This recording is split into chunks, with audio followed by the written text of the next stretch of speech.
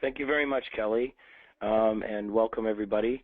I'll be speaking to you about theory of change, the methodology. You can see from the slides that what I usually like to do is talk about the fundamentals of the theory of change methodology. Certainly in a 1-hour session that includes questions and answers, we only really be scratching the surface. It is a very involved methodology that can be used in various diverse contexts. And I think that by doing an overview today, you should all get a very good idea what it is, how it works, when it's used, and really the sort of mechanics of the methodology itself. So let's talk about what theory of change is. Frequently, people talk about getting a theory of change or having one. And they speak of it as if it's a product that you might just purchase in a box or something and say, I've got one of them, I've got a theory of change. But it's important to note that it's very much a process as much as a product. The value of going through the process is as valuable as any other aspect of theory of change. I've seen it work in a very transformative way for an organization to just embark on the process itself. It can fundamentally change thinking, strategic thinking. It can add an element of strategy that wasn't in certain parts of an organization.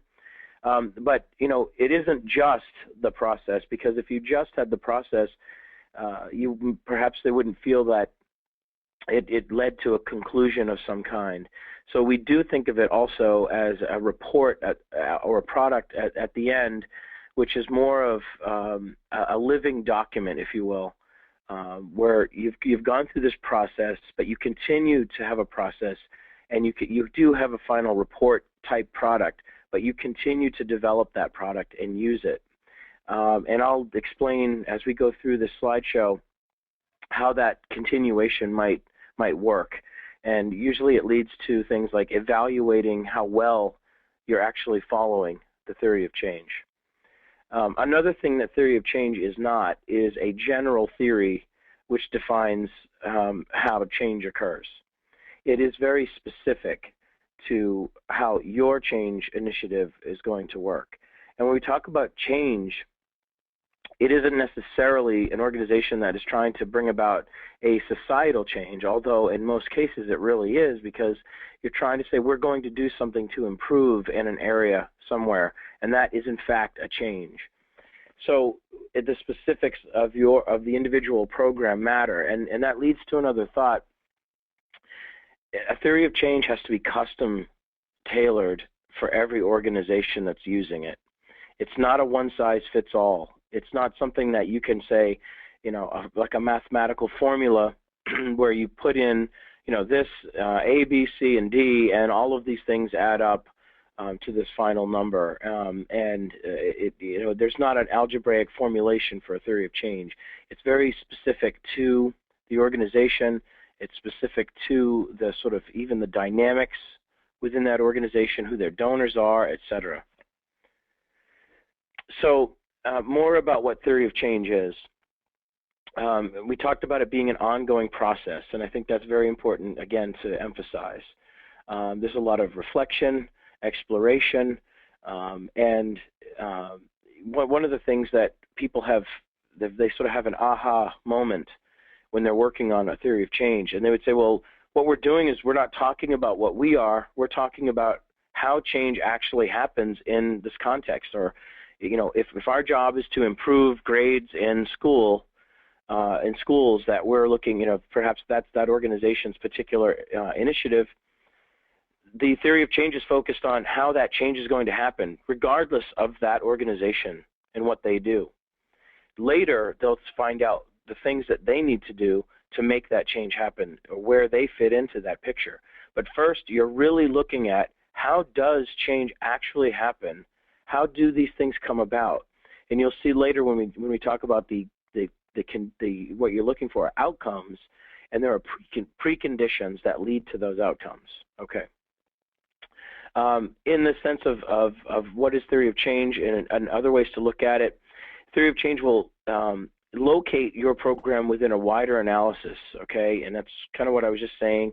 You see where you fit into the larger picture of change in an area, whether it's education or environment or financial reform, or, you know, we've worked on so many different areas, and it applies in all areas. But wherever you are as an organization, you're probably fitting into a much larger sector. Where do you fit in? Theory of change is very good at being able to show you where you are in the sense of the world, if it's done right. It draws on external learning about development and, again, how change actually happens. It articulates an understanding of change. It also challenges an organization to really open up and challenge its assumptions about what it's doing. It acknowledges the complexity of change. The wider systems and other organizations that are doing similar things, you cannot ignore them in the process. You need to look at everything. And really a strength of the whole thing, and I'll be showing you examples of this, is you know, what we call a causal pathway or an outcomes framework. It'll show you this. You can visually see how all the things that will lead to the change, and usually an accompanying narrative summary, which is a way to, you know, textually describe what is happening. So it's a representation of how and why your complex change process will succeed. And frequently, when we work on theories of change with organizations, we'll come up with the outcomes framework or the pathway, and it becomes a graphic. It becomes something that they want to blow up as a poster, and somebody from that organization can roll that poster out and show it to somebody who's not necessarily fully informed of their organization. So they might be talking, for example, to a donor or an investor or some talent that they want to bring on board to help them.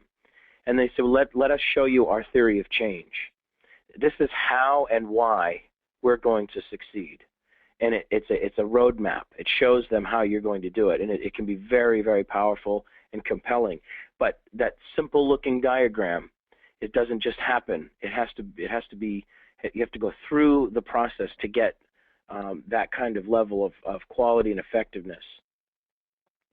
So again, it's used as a roadmap of your outcomes, how you get to where you want to go. It works as a basis of an agreement, and you really can't emphasize this one enough. A lot of times organizations, you know, assume what their goal is. And when you get people all in the room and you start talking about the goal, people start to say, well, no, it's not quite that. It's more like this. And what you find in many cases is that the organization has never really articulated its ultimate outcome. And people are close, but sometimes the variations of thinking perhaps would suggest that they're not really all completely focused on the same outcome or same goal of the organization.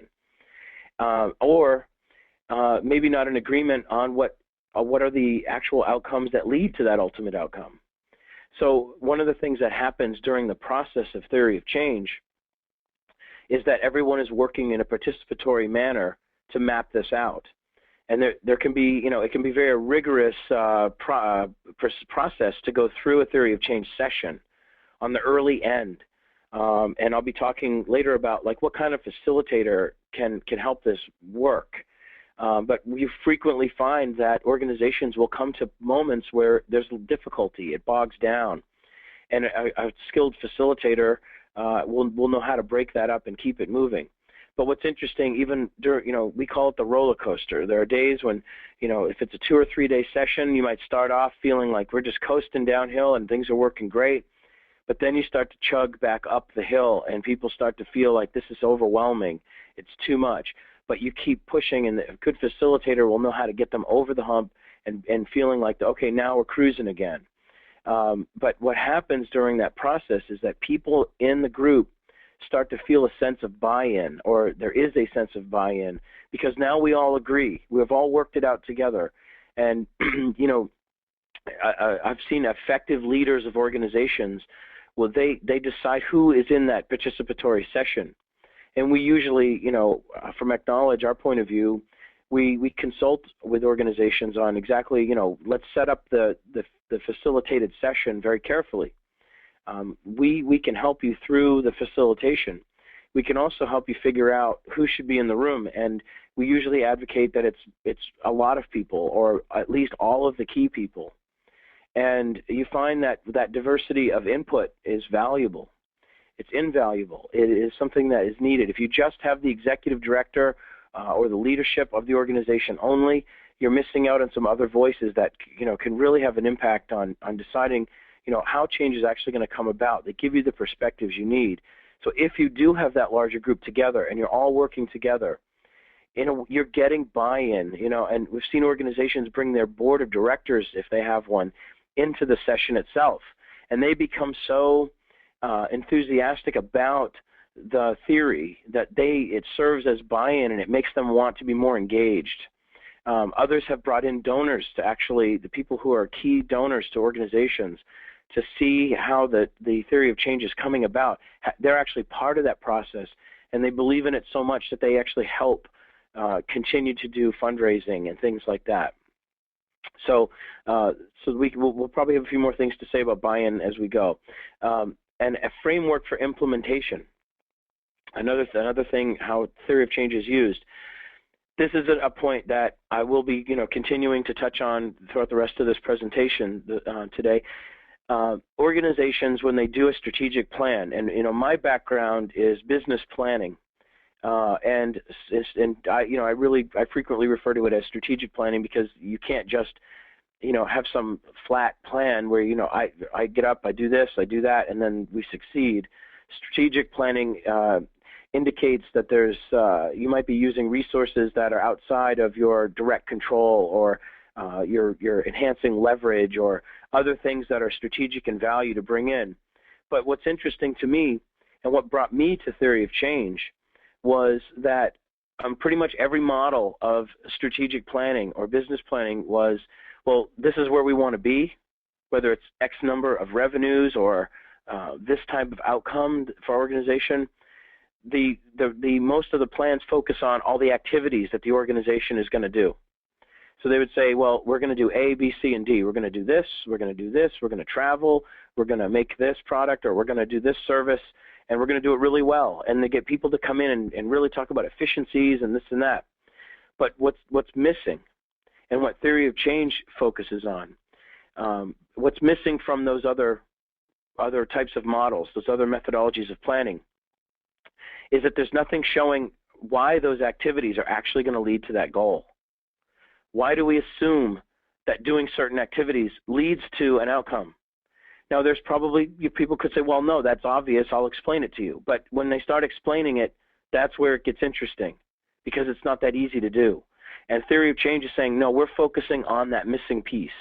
We're focusing on what is the causal relationship between an activity and an outcome. Okay, so in a nutshell, that's where a lot of the emphasis is. Now, organizations will get together and say, these are the types of activities that we do. And they like to do them. And people get very territorial sometimes in an organization. They say, well, this is what we like to do. This is what we've always done. And we just want to do more of it, and we'll do a better job. But the question now becomes, do those activities actually lead to the outcomes you're looking for? Can you show it in a logical way? Can you question the assumptions that you're making? And if you do a rigorous theory of change, you start to see, and unfortunately for some people, in an organization, they start to see that certain activities that they love to do are not that effective. And maybe they don't need to be doing them as much or at all. And there may be some other areas where they're completely neglecting that they need to start doing in order to help bring about certain preconditions that lead to outcomes. And again, I'm using these terms, preconditions and outcomes. I'll be getting into the visual language of theory of change in a couple of slides so you can see what I'm talking about. But going back to this point about your framework for implementation, if you see the preconditions that must come about to lead to outcomes, then you start looking at, well, what can we do to make that precondition come about? That's where your activities are, but they come about after you know what needs to be done. So you don't focus at first, like, let's make a list of all the things we do. You almost put that completely aside. You ask people in the participatory session, put aside your job description for right now. Don't worry about your department for right now. Let's talk about what causes change, what leads to the outcomes that we need to do. Once you lay that out, then people can start to see, well, look, this precondition must happen, and no one else in the world is doing it, or very few people in the world are doing it. We think we could do that. We could actually help make that come about. Now we're talking. Now we have something. Now we have a reason.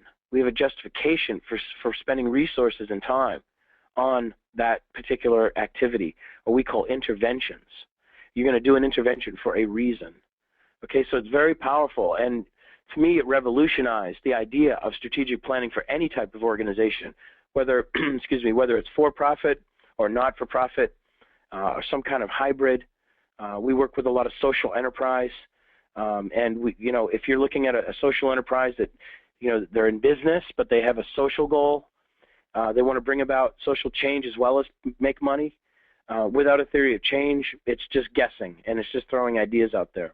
A theory of change will buckle it all down and really bring out the detail. Okay, we need to move on. So the theory of change can also be used as an ongoing check-in to see if you are on track.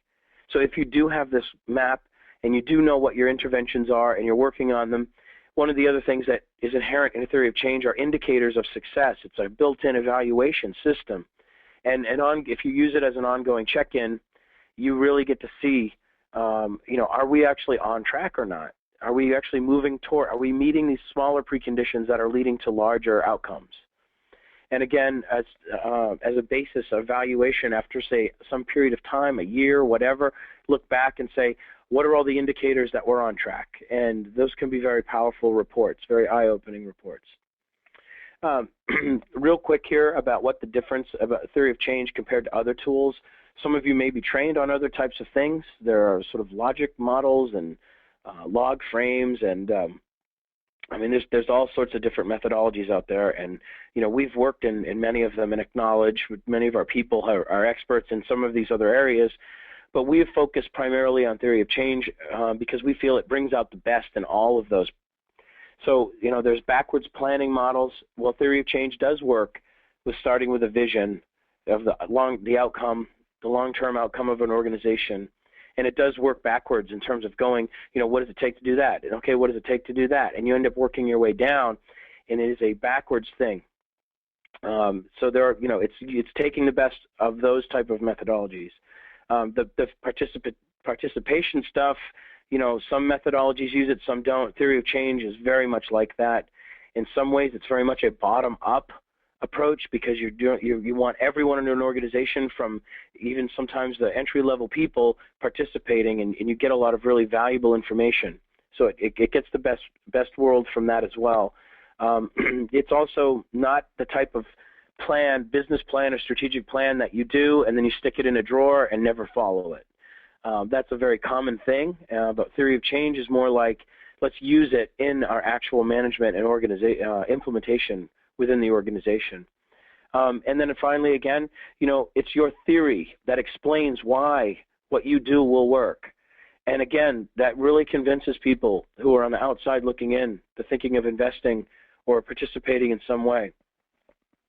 If you cannot articulate it, or you use some flashy other discussion and they still like you, that's great. But I think more and more people are focused on results. They want to see, if I'm interested in helping you in this organization, like, how can I know you're going to get results?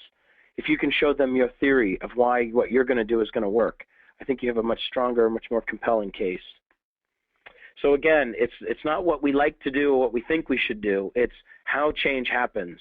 And because that's the way change happens, this is what we're going to do, and this is why we're going to succeed. That's the strength of theory of change. Okay, so we think it's a unique combination of collaboration, logic, and visual mapping. And there's some photos of an organization that we worked with. They're global. They're in many countries. They all came together. They all did separate theories of change for each country that they affect, but then they all came back together and see them very engaged in the process. I'm going to move quickly through this slide because we've kind of touched on most of these points, I believe. The benefits are really just another way of saying the main features of what theory of change can do. We talked about partnership or buy-in. We talked about a common understanding. People all see it, guiding the organization, empowering people because it's participatory and they're working on it together, being able to communicate effectively because you do have an articulated theory, and you've got your monitoring and evaluation, etc. What makes a good theory of change? Well, you step outside the normal project box. You look at the whole organization. You draw on a wider learning. You have ownership and participation. People feel like when they've worked on the theory of change that they're part owner of the theory, and that's very powerful.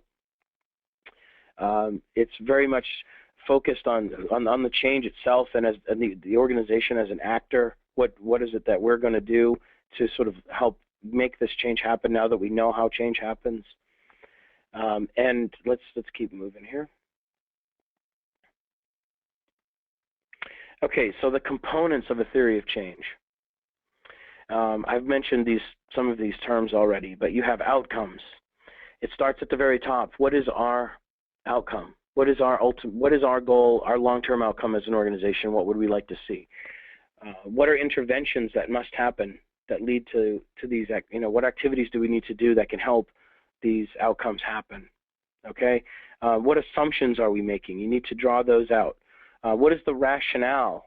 Like, why is a particular intervention going to work to lead to a preconditioned outcome?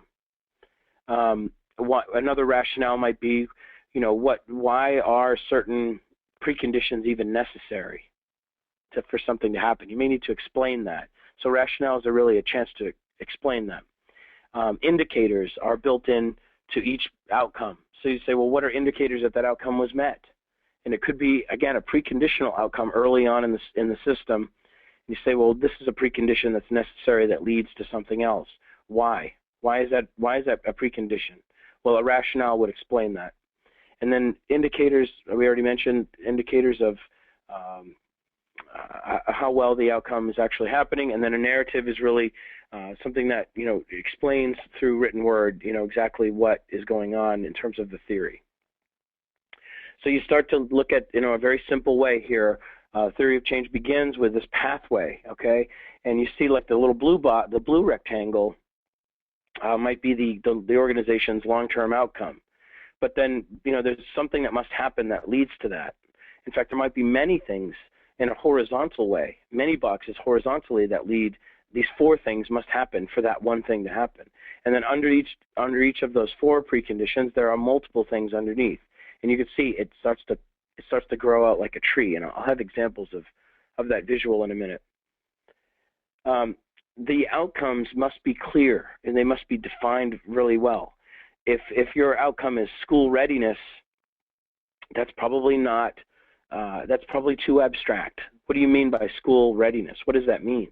In this case, we're talking about an educational organization that's saying that children must be ready for school. They must be prepared. Well, we want to say something, we want to be clear, we want to define that clear. Like, who are we talking about? What kind of student? What does it mean to be ready? What does it look like? The clear outcomes are important because, you really need to know exactly, what it is that you're trying to, how could you even identify that the outcome happened? And, you need to be able to tell, if any activities that lead to that outcome are connected in some way. So let me see if there's another example. Oh, one quick thing here. I use this term outcome. There are some organizations that say, well, we don't really think of our organization as leading to an outcome. We have a goal, or this is our impact, or our result, or the aims of our organization are this. That's perfectly fine. We don't get hung up on jargon. It's just that we tend to use the term outcome because we think it's more universal. But if an organization is like, let's talk about our goal and what are the smaller goals that lead to the bigger goals, it's perfectly fine. As long as I think there's some consistency, it will work. So you start with your long-term vision. And here's some examples. An organization might say, well, we want a clean environment, or kids are graduating from high school, or tobacco use is declining. Unfortunately, those outcomes are not very defined. They're not very clear. They're very large or potentially abstract. We're not sure exactly what that means. But at least you've started with, at least you know what your organization is trying to do, in what area. So, for example, your well-defined, your long-term vision might be turn into a more well-defined outcome. An organization might say, when it comes right down to it, what this whole organization is trying to do is reduce mercury levels in water in the Atlantic. So you say mercury levels are reduced by 2/3 in the Atlantic. Well, by when? I would push it even further. By when is that going to happen? You can see that, in that example, the organization might say, well, we're an environmental protection organization. That's what we are. But if you can say to the organization, well, what is our goal? What is our long-term outcome right now? What is the biggest impact we can make? We can tell the world we're doing this. If you can get that kind of buy-in, it sometimes brings people down to a level where they can actually feel like we can make a direct effect on that. We call this, I'm going to show you in a slide or two, we call the accountability ceiling. What do you want to be accountable for as an organization? You can't possibly be accountable for the entire environment of planet Earth, but you can say that, yes, we want to be part of a bigger picture that is responsible for the whole planet, but we think that we're going to be focused on the Atlantic Ocean, and more specifically the issue of mercury levels in the water, and that's what we're going to be. And that can be very, very effective. We're starting to get into this idea of well-defined outcomes. I know that with the kids from school, like you're talking about 95% of kids in the school, and this would be California in that particular case, you've got a number. You might even go into exactly what grades and what ages and things like that. Tobacco use among children, 16 to 21-year-olds in California is cut in half. You've got a goal now. It was before, it was just reduced tobacco use. But now we're focused on a certain age group in a certain state, and we might even go further and talk about tobacco use and what it really means. See, but it's up to the organization to know that and to figure it out. So let me just, in the interest of time, talk more. Skip over to this preconditions issue. What has to change if the long-term goal is going to happen? Okay, so we know now, like this well-defined outcome, what are the preconditions that must come about? In the case of that mercury levels in the Atlantic Ocean, there's probably going to be some real discussion about industry changing the way it disposes of mercury, or could be lots of different things that must change, and you need to focus on what those are, figure out what they are. And most organizations do, in fact, know. If they're involved in that area, many times they're actually involved in gathering enough research and information, and sometimes it wasn't even effectively put to use. Well, now it would be. Okay, we want to be focused on what actually leads, what are actual preconditions to outcomes. Okay, we don't want to focus on things that we think are good, but they don't really get us anywhere. They don't advance the cause. So long-term goal in this organization, school readiness. So they're saying 5-year-olds are ready to enter school. Okay, not school readiness is a typo there. So 5-year-olds are ready to enter school. If that is the well-defined outcome, maybe not, but it's a little better. In this case, one of the many preconditions is that the children must be immunized. Okay, maybe that's a requirement of the law. Maybe it's just something that the school policy is. But yes, if a child doesn't have immunization, they may not be able to attend the public school. So what do we know about children being ready for school? Well, one of them is they have to be immunized. Well, what's going to happen? How do they get immunized? There are preconditions that lead to that. And people will be able to figure this out, and they start getting this thing down. And you might see, well, we need to actually have a direct intervention, because we can't rely on this being done, the parents or the healthcare system, whatever. Maybe we should just have an immunization clinic and just intervene and make it happen, move things along. Well, see, now we're talking. Now we're in this situation. This is a tiny little piece of a much larger theory of change. Assumptions are talking about, we're just, if something is, if we're making an assumption, we think it's something that's already going to happen. It's not necessarily problematic, but we're at least aware of it. So maybe immunizations are something that are just happening, but we know that must happen, but we're not going to say that it's a precondition because it's just happening. But in the case of something, we showed about this previous slide, we don't think that it's just going to happen. We need to make sure it happens or monitor that it's happening and make it an actual precondition. We may not need to have a direct intervention to make it happen, but we think it's necessary to happen. We need to monitor it as a precondition. But some things are just plain assumptions, like we'll continue to have electricity, the sun will come up, we'll continue to have basic funding to be able to operate this organization.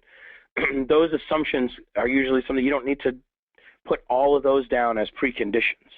You can say many of those are just assumptions, but you might make note of them. Usually you don't have to talk about whether the sun is coming up. If you're bogged down in that kind of level of detail, then you need a skilled facilitator to help bring things up to a certain level. Okay, so it's very important, though, to be considering some of the assumptions that are being made. And again, if the assumption is somewhat problematic, then it becomes more of a precondition that you focus on, something that you must ensure happens. So here's a visual language of theory of change.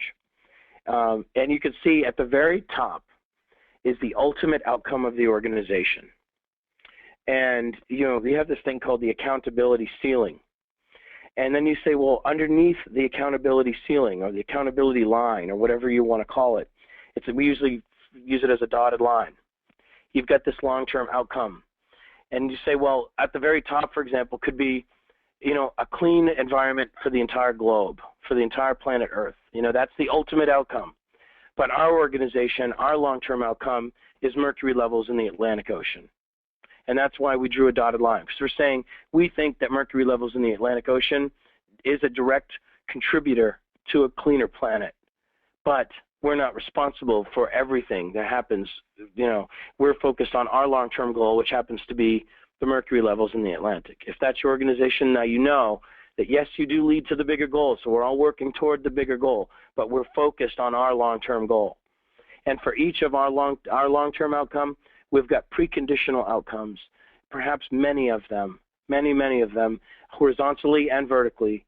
And in the connector lines that show that these preconditions lead to that outcome, we describe rationales and interventions.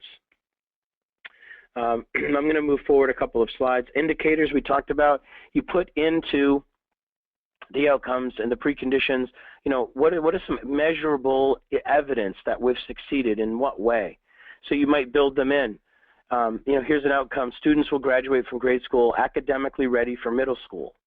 Well, what is an indicator of that? Well, an indicator might be that they've got, they've passed proficiency standards where they're shown to have a 6th grade reading score, a certain pass rate. You would get into specifics. I think in this slide here, we have this for every indicator, what, for whom, how many, how good, by when. You're saying, exactly who or what is being changed and by when and what does it look like. So you go through these indicators for every outcome. And it can be a very laborious process, but I can assure you that if you do it, you will build in an evaluation system and a monitoring system to be able to show your organization is on track.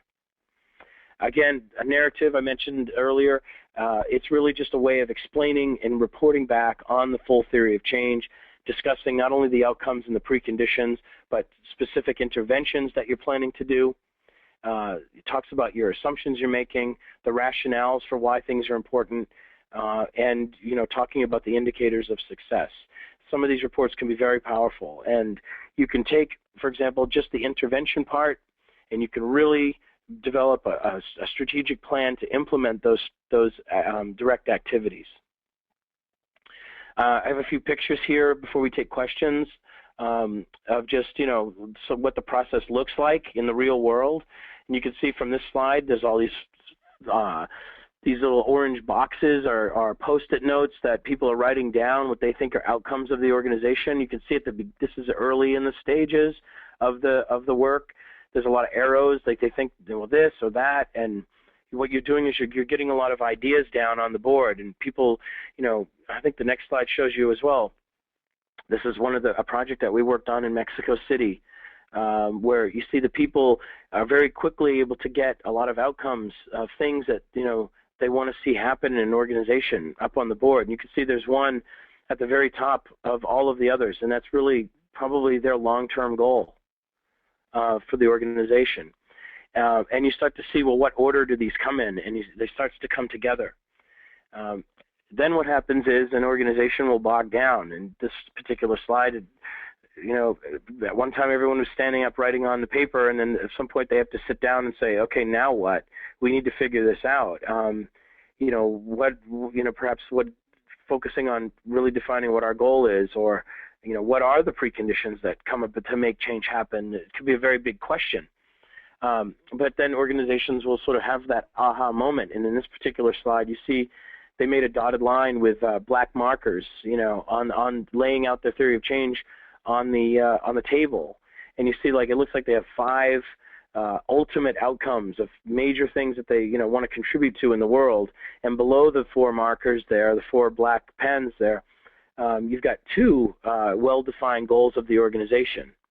And then I think from there, that particular organization gets to work. You start to see people really engaged. They start writing out, we know how to fill in all the preconditions necessary for a particular outcome. And it gets very powerful. You start to see a lot of really good ideas. This particular case, the gentleman, he was one of the more senior people within an organization. He got up and said, okay, now I understand what our organization is all about. And hello? Hello? Kelly? Hi, David, we can hear you. Okay, sorry, there was a very strange noise that popped up. I thought you were cutting me off. Okay, so just, some of this visual stuff people enjoy seeing, what other organizations have experienced. And in this case, I was just describing that this gentleman is a sort of senior person within an organization. He, after seeing his team put together this very rudimentary causal framework behind him, he got up and said, look, this is what we're all about. You can see, all these preconditions do lead to these outcomes that will help us achieve our goals as an organization. It was a very powerful moment. This organization, I think it was the same one, they broke off into smaller groups to take individual sections. They said, well, we'll just take this one precondition and really flesh it all out. And you might do that with your groups. You might have people in your organization that could take one area, another group takes another area, and they all sort of work together on these small pieces. Then you bring all the pieces back together to the larger map. Then, we actually, our organization, Acknowledge, has developed a software program called TOC, which is Theory of Change Online. It's a cloud-based software program that helps organizations take all those messy Post-it notes off the wall and actually put them onto a graphical canvas and do all the connector arrows and fill in all the indicators and all that sort of thing. And you could see after all of that messy stuff on the wall, organizations sit down and they pull it all together and it starts to look more manageable. Here's a picture, and I know I'm not expecting anyone to actually read the words inside these boxes, but this is just a picture of I would say a smaller to medium-sized organization's theory of change. And you can see there's a dotted line at the top. There are 4 main goals that they're contributing to in the world. They have a dotted line, and they say these 2 green rectangles here. These are our what we consider to be our long-term goals as an organization. And you can see there are 4 main areas that lead to that as far as they're concerned. The yellow, blue, orange, and pink. Those particular things, those 4 top boxes of those colors, those would be the major preconditions that lead to that goal. But see, underneath, there's an entire world of preconditions that lead to that. And this particular graphical interface, graphical representation, was done on our software, I think, with our assistance. Another organization that we worked with took their theory from that previous look type graphic, and they made a more fancy poster showing from bottom to top what must happen that leads to the ultimate goals up at the very top. And it was this graphical representation is the result of a long many years of very hard work to pull together a very complex organization that leads to some serious change. And okay, so how do we know we have a good theory of change through all this process? Is it when somebody looks at it, reads it, looks at the graphical interface, is it plausible? Is it feasible? Can you test it? These are questions that we, as consultants that work on theory of change, we coach an organization through a theory of change. We always were asking these questions. If someone's looking at this, is this something that, does this theory actually look like it can be done? Is it even plausible that these things will in fact lead to this change? Can we test it in some way? What are the indicators of success? And then lots of times people ask us questions like, well, if we're going to go about doing this, what does it take? Well, you really have to have a commitment from your key stakeholders. Certainly the leadership of an organization really wants to do this. And I think maybe if there's a board or there's investors or there are people who are guiding the organization, advising, you really want to get buy-in and commitment, I should say, to really want to do this process, because it's rigorous and it takes some time, a little bit of investment. Again, the commitment of time is important. A commitment to the process. You don't want to start a process like this and then say it's too complicated. I'd rather just go back to let's just talk about the stuff we do and we'll show how good we are, and that's enough. If that's not enough, and with scarcity of resources where people have options where they want to invest or support or donate to, I think being results-based is much more powerful. But commit to this process and get through it in the right way, and it can make a huge difference. I can't emphasize enough the importance of an experienced facilitator. It's not really a do-it-yourself project. We do work with organizations to try to train them to have the ability to continue to follow through with theory of change. But I think at the beginning, to lay it out and begin the model and to help people facilitate through, you really need to find a facilitator that has seen what the process looks like at the end and has had experience dealing with some of the issues that do pop up. And also another thing you might need is a way to capture everything. That's why we developed our software, but even if you took pictures of it or drew it out with some other program, it's really important to make sure that all the good stuff you're learning is in fact captured and recorded.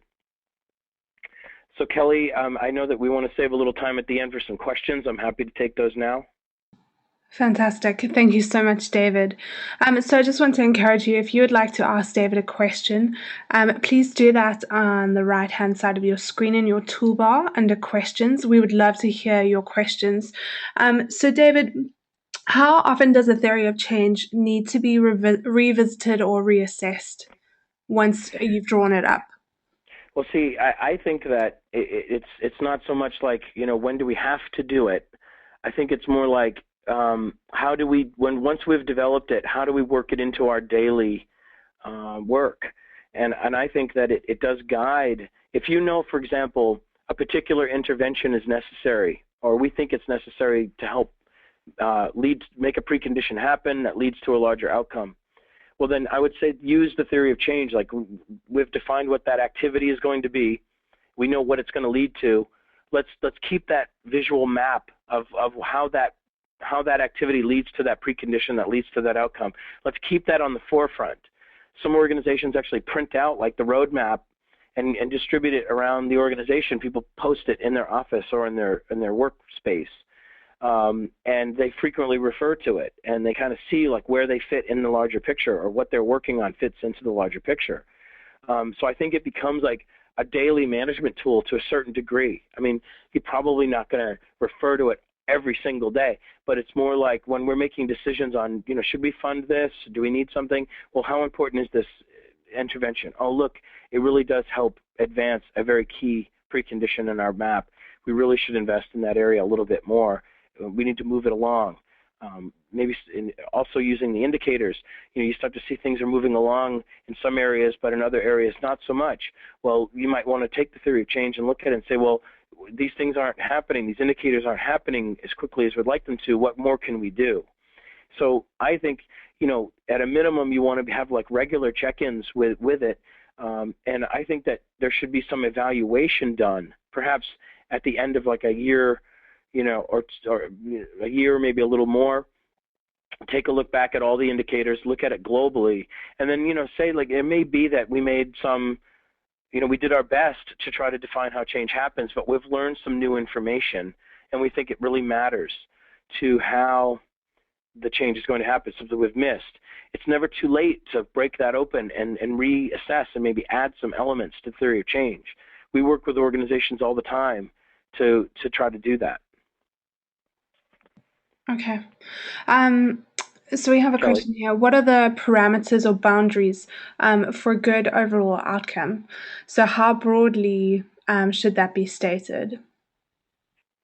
Well, I mean, certainly the outcomes at the top of the theory of change, if it's your long-term outcome of the organization, I mean, it should be broad enough to capture, I mean, I just want to use that example of the Atlantic Ocean thing.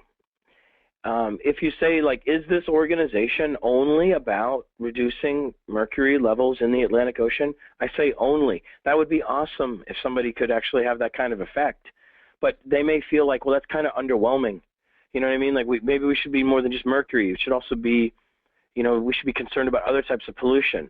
Well, an organization needs to know, like, you know, let's all have buy-in. Let's all agree on what our goal is. So that outcome has to be broad enough to capture more than just mercury. It would cover other things. So your long-term goal is actually something above the mercury. It would be like, our goal is to improve Atlantic Ocean environmental standards by this kind of definition. You'd have to define it, but it would then be broader than just mercury. Now, one of the preconditions necessary would be a major goal of that organization, which is to reduce mercury levels in the Atlantic Ocean. So that becomes one of the outcomes that's a precondition to the long-term outcome of the organization. So it's, in effect, as you move down the theory of change, the preconditions get much more specific and smaller in scope. You say, well, that little precondition here, if we can do that, and it's very well defined, it's very contained, it's very narrow, but it does then lead to this next thing. But as you go up the chain, as you go up the map and the pathway, those goals, those outcomes tend to be broader in scope, but still well defined. I hope that answers your question. You have to sort of see this in practice to really see how that comes about. Yes, definitely. A question here is what is the time and cost involved in the theory of change? Okay, it's an excellent question. I mean, unfortunately, the first answer I would say is it depends, because how big of an organization are you? How many programs do you have that you want to include in the theory of change? You know, we've done theories of change in a rapid way. There's different approaches. Somebody might say, we don't want a very deep theory of change. We want sort of shallow and broad. We just kind of want to know our goal, and we kind of want to know the major sort of things that must come about, and then from there, we'll try to figure out where we want to go next. So those can be accomplished in a relatively short amount of time. Usually the participatory session is at least 1 or 2 days, if not 3 to 4. A large organization might have several meetings where they meet for a couple of days, we come back again, meet for a couple of days, and we sort of get enough to be able to at least build the initial framework, and then we have to go in and sort of vet that information and work with them to sort of pull together additional, you know, definitions, rationales, and things like that. It can take some time. It is a rigorous process. However, it should be the type of work that an organization should be engaged in anyway. So we feel like it helps them move forward, helps them work together. And in terms of cost, it depends on, you know, how much an organization like ours, for example, acknowledge, you know, we could come into an organization, we could do everything for them, or we can be more of a coaching role. And if it's a very large, complex organization, that number is going to be much larger than something that is a smaller in scope program. So it's hard for me to throw a number out there or an exact number of days, but I would say that, you know, there's a significant time investment, and in some cases, you know, there's a monetary investment, but it's not something that's so much more money than other types of strategic planning processes that you might engage in. It's something that it's very much in line with those things, but I think, you know, it requires a level of engagement that I think is more intense than other programs. Okay. So where to from here, David? If our attendees want to look at developing a theory of change, where can they go to from here? Absolutely. Would love to hear from anybody. I think my information may be still up on your screen. You've got my email address. You've got my phone number. I would suggest the email as the best way. But it can be very much as simple as just like to have another conversation about a specific organization or assisting a specific organization in some way. Because I think when you start talking about the particulars, that's when you can get more specific about roughly how much time and cost and things like that, or approach. So yeah. Okay, great. I'm just going to do one more question, and then we'll go to closing comments. So is the ultimate outcome an organizational goal, such as to expand the operations, or a social goal, for example, prevention of reoffending? Okay, so what was the first part of the question? I'm sorry. Is the ultimate outcome an organizational goal or a social goal? Okay. So the ultimate goal, if you recall back on the visual screen, there was that dotted line. I think anything above the dotted line are usually more of a social goal. They're more of something that's an impact, an outcome that is going to be beneficial, not necessarily for everyone in the world, but it's some goal that the organization thinks is beneficial. But it's usually something that is above their sort of like their scope. It's not something they want to be directly accountable for, because there's no way they could show accountability directly for those things. So normally those are sort of more lofty or social, like, larger goals, and you say we feel like we're going to contribute some piece of something to those larger things. You don't have to start at the very top and say world peace. If it is about peace, that's great, but you're going to probably have something below that, and then you'd say, well, our organization is about finding ways for youth of different cultures to find similarities, and education and tolerance of diversity. That's what we do, and we think that leads to world peace. But you're going to not be accountable directly as an organization for world peace. You're going to say we're accountable for these programs that bring youth together and understand cultural diversity or something like that. That's what we do. That's what we're accountable for. And we think, we can make the leap because there's that magic dotted line. We don't have to prove all the theory in between. I think everyone can agree, anyone that we're showing this to, that don't you think that if we achieve our long-term goal, that we can make the assumption that it does lead to the world peace or lead to this larger goal, and you almost always get a nod and a yes. We don't need to flesh all of that out. We see that it would make that contribution. But we do need, anything under that dotted line, we do need to see all the steps, no missing pieces. Show us how you get to your long-term goal. That's what theory of change does. Okay, great. Thank you so much, David. And thank you to everyone who attended this session and submitted questions. And if you have any further questions for David, please email him. Or you could email Nexii at info@nexii.com. David, do you have any closing comments? I don't. I just, again, would encourage anyone to reach out to acknowledge.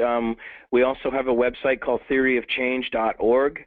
And it's an organization called Center for Theory of Change. That website will continue to get updated. The Theory of Change online software is free.